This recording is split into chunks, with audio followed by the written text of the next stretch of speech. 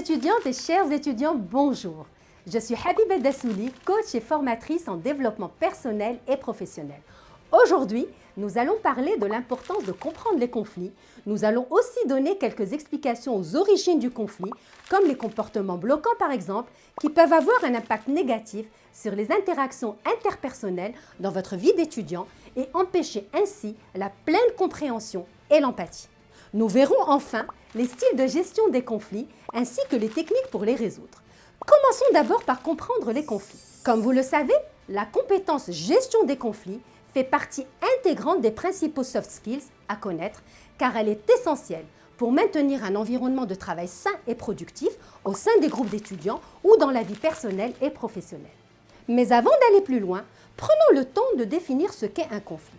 On peut définir un conflit comme une divergence qui survient lorsque deux personnes ou plus ont des intérêts ou des opinions qui ne peuvent être développées en même temps, c'est-à-dire qu'elles se contredisent. En soi, avoir une opinion différente peut alimenter positivement une discussion et permettre d'ouvrir le débat. On ne peut tout simplement pas être d'accord tout le temps. Ne pas savoir réagir à une situation où l'autre n'est pas d'accord avec nous peut être révélateur d'un manque d'empathie ou d'écoute active. Ainsi, les conflits peuvent être inévitables, mais ils doivent aussi être gérés de manière constructive avant que le conflit ne glisse vers la zone critique du comportement, critique de la personne, menace ou violence. N'oubliez pas que la communication empathique est la base des relations constructives. Chercher d'abord à comprendre et ensuite à être compris permet d'éviter les conflits liés à un manque de compréhension de l'autre. Enfin, d'un point de vue du personal branding ou bien encore le marketing de soi, ne pas savoir gérer un conflit peut laisser une image négative de vous et vous isoler du groupe social. Or, l'humain est un individu sociable qui a besoin de vivre en communauté pour s'épanouir. Essayons de comprendre maintenant les différents styles de gestion des conflits. Il existe ainsi 5 styles de gestion des conflits. Nous avons l'évitement, nous avons l'accommodation, la compétition, la confrontation, le compromis et la collaboration.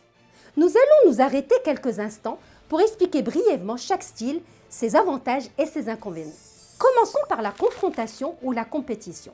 Ce style de gestion consiste à imposer son point de vue, persévérer dans sa position sans chercher à comprendre l'autre et ce dans le but d'imposer un gagnant-perdant dans la relation.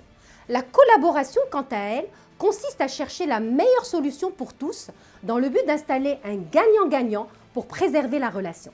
C'est une attitude saine qui démontre d'une intelligence émotionnelle et relationnelle à la fois, visant à faire durer la relation sur un chemin constructif et de respect mutuel. Le style compromis vise à chercher une solution mitoyenne qui satisfait au moins partiellement chacune des deux parties, ce qui peut donner tour à tour un gagnant-perdant puis un perdant-gagnant. Ainsi, la personne qui gagne accepte parfaitement de perdre une prochaine fois si elle a tort. Cette attitude est en lien avec l'humilité, la confiance en soi et l'estime de soi. Le style de l'évitement vise à contourner la situation conflictuelle ou à se retirer de la discussion sans avoir trouvé de solution confortable pour chaque partie. Cette attitude impactera négativement le futur de la relation dans le sens où les deux parties sont perdantes.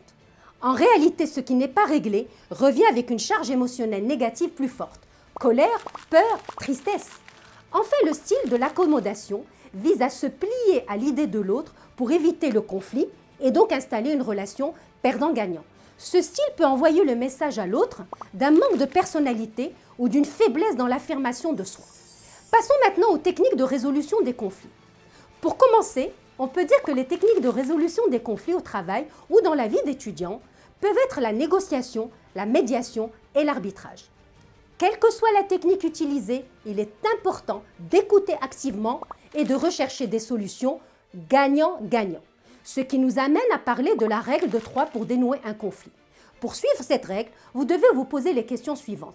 Pour toi, quels sont les enjeux de cette situation? Qu'est-ce qui se passe? Quel impact cela a sur toi? Comment vois-tu ça? À quelle piste de solution te vois-tu contribuer? Qu'est-ce qui réglerait la situation? Quelles sont les solutions? On peut maintenant parler des 8 étapes d'une gestion efficace des conflits. La première, bannir l'habitude de parler sous la colère.